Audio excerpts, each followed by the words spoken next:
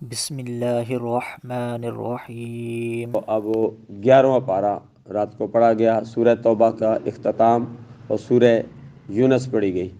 سورہ توبہ کے اختتام پر یعنی 11ویں پارے کی ابتدا میں اللہ تبارک و تعالیٰ نے یا تذرون علیکم اذا رجعتم علیہم قل لا تعتذروا لن نؤمن لکم قد نبأنا اللہ من اخبارکم وسیر اللہ عملکم ورسولہ ثم تردون الی عالم الغیب والشہادۃ فینبئکم بما کنتم تعملون۔ اللہ تبارک و تعالیٰ نے منافقین کا ذکر کیا، منافقین کی ہیلے بانوں کا ذکر کیا کہ وہ مختلف قسم کے جہاد سے کتراتے تھے اور وہ ہیلے بہانے بناتے تھے۔ اللہ تبارک و تعالیٰ نے منافقوں کی مذمت فرمائی ہے کہ منافق جھوٹے ہیں، یہ جہاد سے کتراتے ہیں، جہاد سے بھاگتے ہیں اور ان کا ٹھکانہ جہنم ہے۔ اللہ تبارک و تعالیٰ نے اسی سورت کی ابتدا میں اللہ تبارک و تعالیٰ نے دیہاتوں کی جو دیہاتی لوگ ہوتے ہیں ان کے دو گروہوں کا ذکر کیا، اعلیٰ رب شد کفر و نفاقم واجدر واللہ یعلم حدود ما انزل اللہ رسول، ان کے دو گروہوں کا ذکر کیا۔ ایک گروہ وہ تھا جو اس طاق میں رہتا تھا کہ مسلمانوں کو اور مسلمانوں کے نبی کو کوئی ان کو پر کوئی برے دن آئیں تو وہ خوشی کا اظہار کرتے تھے، وہ اس انتظار میں رہتے تھے کہ کوئی برے دن آئیں، کوئی تکلیف کے دن آئیں، کوئی مصیبت آئے مسلمانوں پر تو وہ خوشی کا اظہار کرتے تھے۔ تو ایک وہ گروہ تھا جو اس طاق میں رہتا تھا کہ ہم اللہ کے قریب ہوں اور امام الانبیاء صلی اللہ علیہ وسلم سے دعا کرائیں، کیونکہ اللہ کی رضا اللہ کے پیارے حبیب صلی اللہ علیہ وسلم کی رضا میں ہے، یعنی نبی کریم صلی اللہ علیہ وسلم کا قرب چاہتے تھے، وہ تھے صحابہ کرام جن کے متعلق اللہ تبارک و تعالیٰ نے فرمایا والسابقون الاولون من المہاجرین والانصار، فرمایا کہ یہ وہ صحابہ کرام ہیں جنہوں نے ہجرت کی ہے، فرمایا کہ یہ جنتی ہیں اور اللہ تبارک و تعالیٰ ان پر راضی ہے اور وہ اللہ سے راضی، فرمایا یہ کامیاب ہیں۔ صحابہ کرام کی کامیابی کو ذکر کیا، صحابہ کرام رضوان اللہ تعالیٰ علیہ مجمعین کی شان بیان فرمائی ہے۔ پھر اس کے بعد پھر دوبارہ منافقوں کا ذکر کیا، فرمایا کہ یہ منافق لوگ کسی صورت میں خوش نہیں ہوں گے اور ان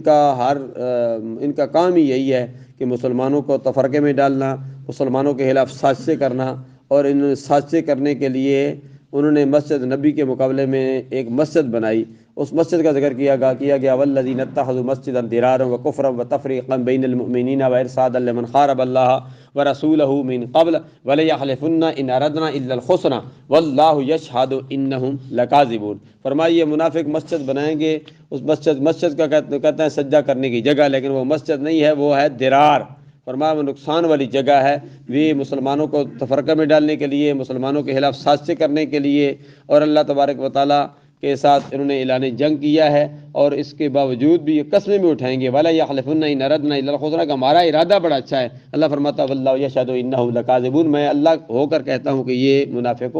جھوٹے ہیں، ان کی قسموں کا اعتبار ہو نہ کیجیے۔ اس کے بعد اللہ تبارک و تعالیٰ فرمایا کہ مسجد ہے تو مسجد قباء ہے،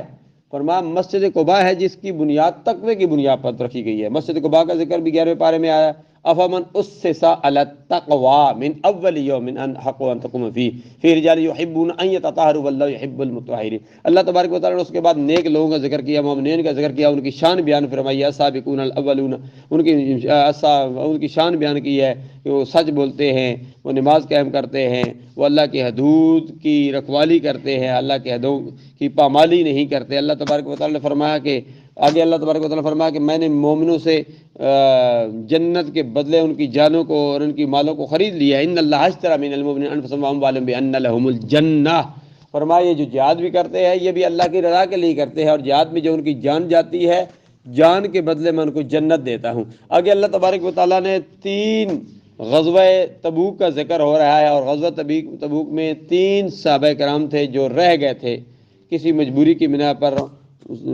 بس سستی بھی ہو جاتی ہے، پھل پکے ہوئے تھے سارا کچھ معاملہ، لیکن انہوں نے جھوٹ نہیں بولا،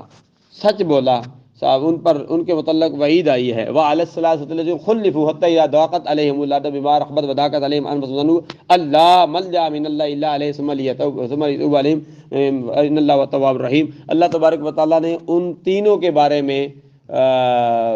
فرمایا کہ ہم نے ان کی توبہ کو قبول کیا۔ توبہ کا کب قبول کیا کہ ان تینوں میں استقامت تھی، سرکار نے بھی ان سے منہ موڑ لیا اور صحابہ کرام نے بھی ان سے موڑ لیا، ان کی بیویوں نے بھی ان کے موڑ لیا، یعنی معاشرے کے جو مسلمان تھے سب نے ان کے ساتھ قطع تعلق ہی کر دی، سرکار نے قطع تعلقی کر دی، فرمایا تم نے یہ کام غلط کیا، غلطی کی ہے، جہاد پر نہیں کی ہے، غزوہ تبوک پر نہیں گئے ہو، تو امام الانبیاء صلی اللہ علیہ وسلم نے اسے قطع تعلقی کی ہے، ان کو سبق دکھانے کے لیے کہ آئندہ یہ کام نہ کریں۔ تو لیکن ان میں استقامت تھی، انہوں نے کہا کہ چلو ہم یہ کام آئندہ کے لیے نہیں کریں گے، انہوں نے توبہ بھی کی ہے اور سرکار کے ساتھ انہوں نے واسطہ رکھا، پھر بھی سرکار بھی خدمت میں حاضر ہوتے تھے، سرکار دوسری طرف منہ کر دیتے تھے، ان کے ساتھ کوئی بات بھی نہیں کرتا تھا، لیکن ان میں استقامت تھی۔ بعض یہ ہمارے لیے بھی سبق ہے کہ کوئی اگر والدین، کوئی استاد، کوئی مرشد، کوئی تمہارے ساتھ سختی کرتا، تمہاری کوئی غلطی ہو جاتی ہے، تو جب استقامت ہوتی ہے تو ایک نہ ایک دن اللہ تبارک و تعالیٰ تمہیں کامیابی سے ہمکنار فرمائے گا۔ اگر تم ان کے خلاف پروپیگنڈا کرنا شروع کرنا لگ جاؤ گے تو وہی پھر تمہارے لیے بھی نقصان ہے۔ انہوں نے پروپیگنڈا نہیں کیا کہ اللہ کے نبی ہم سے ناراض ہو گئے ہیں، انہوں نے اپنی غلطی کا احساس کیا، احساس تھا، اور معافی مانگتے رہے۔ تو ایک مرتبہ جبریل امی آئے، اسی آئے مقدسہ میں ہے کہ اللہ تبارک و تعالیٰ نے ان کی توبہ کو قبول کر لیا، سرکار نے ان کو بلایا اور خوشخبری دی، فرمایا تمہاری توبہ کو اللہ نے قبول کر لیا ہے۔ اس کے بعد سورہ یونس ہوتی ہے، سورہ یونس میں اللہ تبارک و تعالیٰ نے چاند کے متعلق ذکر کیا، سورج کے اللہ وہ ہے جو سورج کو چلاتا ہے، چاند کو چلاتا ہے، سیاروں کو، وہی اللہ ہے، اور اسی اللہ کی بندگی کرو، اسی کے سامنے سر جھکاؤ، اسی کی پرستش کرو، شرک کسی چیز کو نہ ٹھہراؤ۔ اللہ تبارک و تعالیٰ اس کے بعد فرمایا کہ میں نے قرآن نازل کیا، قرآن شفا ہے تمہارے لیے، نزل من القرآن ما هو شفاء ورحمۃ للمؤمنین ولا یزید الظالمین الا خسارا۔ اس کے بعد اللہ تبارک و تعالیٰ نے اولیاء اللہ کی شان بیان فرمایا، لا ان اولیاء اللہ لا خوف علیہم ولا هم يحزنون۔ اللہ کی شان، ولیوں کی شان یہ ہے کہ نہ کوئی غم ہے، نہ یہ پریشان ہے۔ فرمایا یہ وہ ولی، اللہ کے ولیوں کی شان کیا ہے کہ یہ صاحب تقویٰ بھی ہیں اور صاحب ایمان بھی ہیں، ایمان کی دولت بھی ہے اور صاحب تقویٰ بھی ہے، اور ان کے لیے اللہ کے ولیوں کے لیے بشارت ہے، دنیا میں بھی بشارت ہے اور آخرت میں بھی بشارت ہے۔ اللہ تبارک و تعالیٰ نے اس کے بعد سورہ حضرت نوح علیہ السلام کا ذکر کیا، نوح علیہ السلام کا ذکر اگرچہ 12ویں پارے میں بھی آتا ہے لیکن 11ویں پارے میں بھی۔ اس کے بعد سورۃ یونس، اللہ تبارک و تعالیٰ نے نوح علیہ السلام کا ذکر کرنے کے بعد اللہ تبارک و تعالیٰ نے حضرت موسیٰ کلیم اللہ کا ذکر کیا، ان کی قوم کا ذکر کیا، فرعون کا ذکر کیا کہ فرعون کو تبلیغ کی لیکن فرعون آخر وقت تک نہیں مانا، یہاں تک کہ انہوں نے فرعون اور فرعون کے ماننے والے موسیٰ کلیم اللہ کا پیچھا کیا۔ جب وہ سمندر سے گزرنے لگے تو سمندر نے موسیٰ کلیم اللہ کا جو ماننے والے تھے بنی اسرائیل، اللہ ان کے لیے راستہ چھوڑ دیا اور انہوں نے سمندر عبور کر لیا۔ تو انہوں نے کہا کہ چل راستہ ہمارے لیے بھی چھوڑ گیا ہے، دریا سائڈ پر ہو گیا ہے، تو انہوں نے بھی پیچھے پیچھے چلنا شروع ہو گیا کہ ہم ان کا بندوبست کرتے ہیں، موسیٰ کلیم اللہ کے جو مانتے ہیں بنی اسرائیل، ہم ان کا بندوبست کرتے ہیں۔ فرعون اور فرعون کی ماننے والی قوم نے جب موسیٰ کلیم اللہ اور موسیٰ کلیم اللہ کی قوم بنی اسرائیل کا پیچھا کیا، جب دریا کے درمیان میں پہنچے تو دریا آپس میں مل گیا، اس میں غرق ہونے لگے، فرعون بھی غرق ہونے لگا اور اس کی قوم بھی۔ تو اس وقت فرعون نے کہا کہ میں اب اللہ کو مانتا ہوں،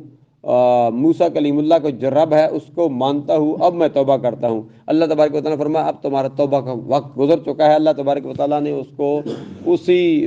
دریا میں، سمندر میں، اللہ تبارک و تعالیٰ نے فرعون کو تباہ و برباد کر دیا، غرق ہو گیا فرعون۔ اللہ تبارک و تعالیٰ نے پھر فرعون کی لاش کو اب بھی مصر کے عجائب گھر میں لٹک رہی ہے، عبرت کے طور پر اب تک رکھا ہے تاکہ لوگ عبرت حاصل کریں۔ یہ وہ فرعون ہے جو موسیٰ کلیم اللہ سے ٹکر لی تھی۔ اللہ فرماتا ہے فَالْيَوْمَ نُنَجِّيكَ بِبَدَنِكَ لِمَنْ خَلْفَكَ آیَةٌ، فرمایا کہ ہم نے فرعون کے بدن کو محفوظ رکھا ہے تاکہ آنے والے لوگ اس سے عبرت حاصل کریں کہ یہ وہ فرعون تھا جس نے آخر وقت تک جو ہے ہار نہیں مانی، اکڑا رہا، اور پھر اللہ تبارک و تعالیٰ نے اس کو تباہ و برباد کر دیا۔ تو یہ وہ فرعون ہے۔ اس کے بعد اللہ تبارک و تعالیٰ نے حضرت یونس علیہ السلام کا ذکر کیا، وہ مچھلی والا ذکر بھی ہے، حضرت یونس علیہ السلام کا اس میں تفصیلاً ذکر ہے۔ یونس علیہ السلام کے بعد وقت کے دامن میں گنجائش نہیں کہ میں اس طرف جاؤں، برکہ یونس علیہ السلام کا ذکر ہے جو 40 دن تک مچھلی کے پیٹ میں رہے، تبلیغ کی، بڑی قوم کو بڑا سمجھایا لیکن قوم سمجھی نہیں ہے۔ حضرت یونس علیہ السلام مایوس ہو کر قوم کو چھوڑا اور دریا کی طرف چل پڑے، تو وہ واقعہ ہے۔ اللہ تبارک و پھر قوم پر اللہ تبارک و تعالیٰ نے پیچھے سے عذاب بھیجا۔ پہلے قوم کہتی تھی کہ عذاب ہم پر آئے نا، تم اللہ کے نبی ہو تو عذاب آئے نا، یعنی اللہ کے نبی کو تنگ کیا کرتی تھی، تو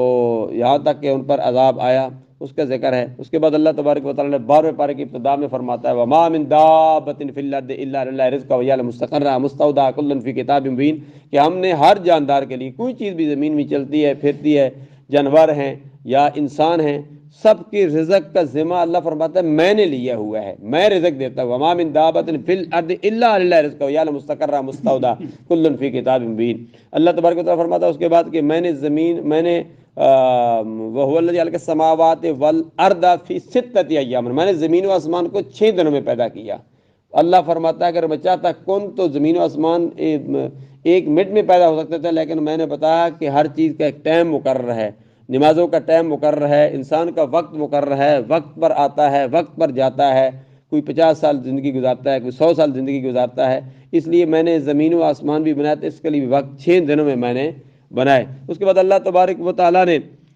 پھر وہ تفصیل کے ساتھ پھر نوح علیہ السلام کا ذکر کرتا ہے کہ نوح علیہ السلام کی قوم پر عذاب آیا اور نوح علیہ السلام کی قوم بھی غرق ہو گئی اور نوح علیہ السلام کا بیٹا بھی غرق ہو گیا۔ بسم اللہ مجریہا و مرساہا ان ربی لغفور رحیم وہی تجری بہم فی موج کالجبال ونادى نوح ابنہ وقال فی معزلی یا بنی ارکب معنا ولا تکن مع الکافرین قال سآوی الی جبل یعصمنی من الماء قال لا عاصم اليوم من امر اللہ الا من رحم وحال بینہم الموج وکان من المغرقین۔ اللہ تبارک و تعالیٰ نے نوح علیہ السلام کی قوم کو